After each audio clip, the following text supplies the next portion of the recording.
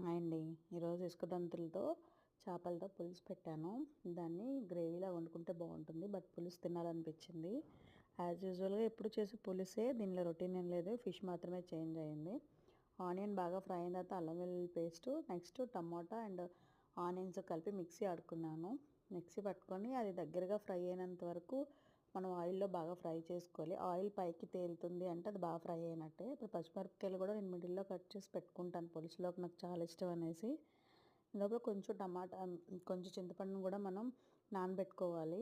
నేను క్లీన్ చేస్తాను కూడా ఫిష్, అది నీట్గా క్లీన్ చేసి ఉప్పు కారం రాసి పెట్టేశాను. నిజంగా టేస్ట్ మాత్రం చాలా బాగా వచ్చింది. ఇప్పుడు కోల్డ్గా ఉంది కదా, నాకు ఆ పులుసు తినగానే చాలా బాగా అనిపించింది. ఇంకా వీడియో నచ్చితే మాత్రం ప్లీజ్ లైక్ చేయండి, షేర్ చేయండి, సబ్స్క్రైబ్ చేసుకోవడం మర్చిపోకండి.